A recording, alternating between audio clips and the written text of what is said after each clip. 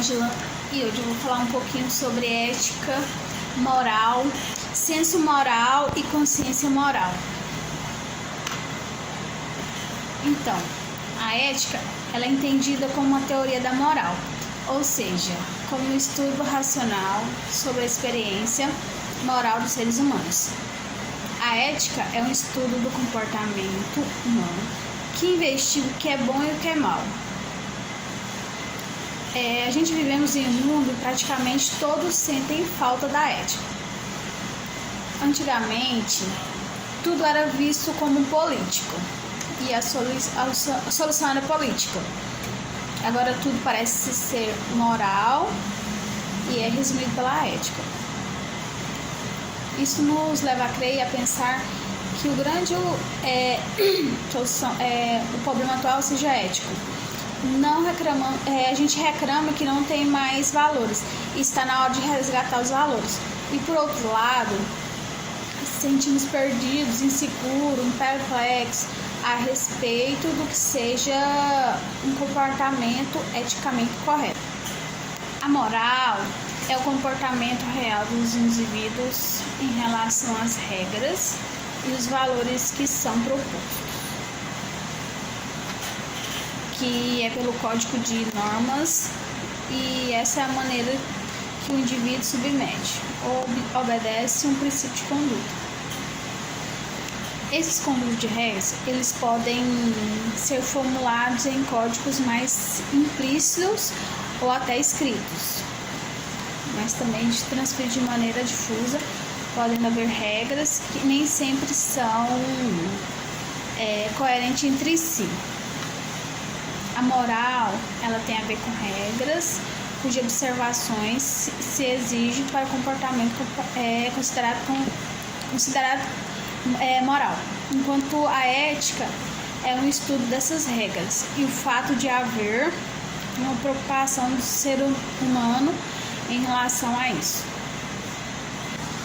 Senso comum é quando ficamos sensibilizados com o fato de tanta gente estar morrendo de fome enquanto acontece um desperdício de alimentos. Também ouvi dizer todos os dias no jornal: violência no trânsito, assassinos de pessoas ou até mesmo de animais, sequestros, estupros, torturas, e com isso ficamos indignados. E ao mesmo tempo que a gente convive com essas situações difíceis, a gente percebe que é tão difícil de resolver essas questões. Bom, se tratando dos conceitos, de ética antiga, medieval e moderna, nós temos aí que, para os antigos, a ética cujo modo era a virtude e o fim é a felicidade, realizados pelo comportamento virtuoso, entendido como a ação que era conforme a natureza. Bom, para eles, a norma é vivida e aceita como se fosse estabelecida e definida por algo que os gregos denominavam como physis ou natureza, por uma natureza que está acima de qualquer indivíduo e é igual a todos. Neste caso, fazer o bem significa a lei da natureza e fazer o mal significa agir contra a natureza. Já levando em consideração aí os conceitos de ética da convicção e de ética da responsabilidade, a gente tem aí que a ética da convicção, de modo geral, vão valer os princípios, as convicções, independentemente dos resultados que se alcançam com esta forma de comportamento humano. Já na ética da responsabilidade, vale as consequências, os resultados alcançados com as nossas ações. Na ética se tratando aí da crise ética e da crise da ética, a gente observa aí, que tanto a crise ética quanto a crise da ética tem relação muito íntima, muito próxima. E aí, uma das definições que a gente pode ter para diferenciar esses dois tipos de crise é que na crise da ética você vai ter um pensamento aí voltado mais para porque eu devo cumprir alguma norma. Já em relação quanto à crise da ética, por exemplo, a gente já vai ter um pensamento aí de por que me forçar para estabelecer alguma norma para a convivência humana? né? E aí a gente pode definir que isso aí tem algo a ver, né, com a experiência humana atual, em que a gente está aí todos os dias, né, instalados a converter o individualismo cínico. No Brasil, por exemplo, a gente tem um exemplo aí da lei de Gerson, né, que diz que eu tenho que tirar vantagem de tudo e de todos, do contrário eu vou ser engolido pela situação ou pelos outros concorrentes. E isso aí instaura essa questão aí da crise da ética, né?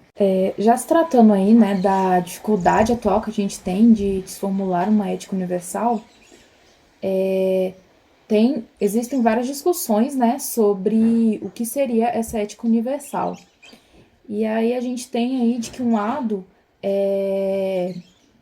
existem aqueles, né, que defendem a convicção de que ainda é possível sim fundar, né, racionalmente um valor moral universal aos dias atuais. Entretanto, há outros que duvidam seriamente disso. Ao lado de quem sustenta unicamente uma moral à história fixa, religiosa, também há quem defenda a possibilidade e a convivência de uma coexistência, né, entre várias morais. Levar em consideração o contexto, né, de que cada pessoa tem uma convivência e tem um fundamento de moral, é bastante óbvio aí, né, que a gente não vai chegar, a gente vive, né, uma crise filosófica sobre a ética e que a gente não vai chegar, de fato, a ter um valor moral universal, né? Até porque, assim como não cabe ao filósofo, né, fazer a história, não cabe ele também a determinar o que socialmente se deve valer como bem e o que se deve ser considerado como mal. Então, por isso, é tão difícil você conseguir chegar a um conceito de moral ética universal. A ética da convicção né, basicamente, ela era defendida principalmente pelo cristianismo e retomada na modernidade, por Immanuel Kant. Ela estabelece que o que vale é a intenção, a boa vontade, o que vale é cumprir a vontade de Deus ou a lei que existe, independentemente do fato de que o cumprimento da lei me traga maior benefício, me dê felicidade, independentemente, portanto, dos resultados práticos e imediatos. No caso, resumindo, fazer o bem é cumprir a norma, independentemente do resultado que isso trará. Já na ética da responsabilidade, ela vai ter aí que ensina que devemos ter em conta consequências previsíveis da própria ação. E nessa perspectiva, o que importa são os resultados, não os princípios ou a intenção. Para um servidor público, por exemplo, fazer o bem é agir em função do resultado, que pode ser tanto a melhor promoção do bem comum, quanto a melhor promoção do bem pessoal do próprio servidor, ou então para ambos os resultados. Se tratando aí da crise ética e da crise da ética, a gente observa aí, né, que tanto a crise ética quanto a crise da ética tem relação muito íntima, né, muito próxima. E aí, uma das definições que a gente pode ter para diferenciar esses dois tipos de crise é que na crise da ética você vai ter um pensamento aí voltado mais para porque eu devo cumprir alguma norma. Já em relação quanto à crise da ética, por exemplo, a gente já vai ter um pensamento aí de por que me forçar para estabelecer alguma norma para a convivência humana, né? E aí a gente pode definir que isso aí tem algo a ver, né, com a experiência humana atual, em que a gente está aí todos os dias, né, instalados a converter o individualismo cínico. No Brasil, por exemplo, a gente tem um exemplo aí da lei de Gerson, né, que diz que eu tenho que tirar vantagem de tudo e de todos, do contrário eu vou ser engolido pela situação ou pelos outros concorrentes. E isso aí instaura essa questão aí da crise da ética, né?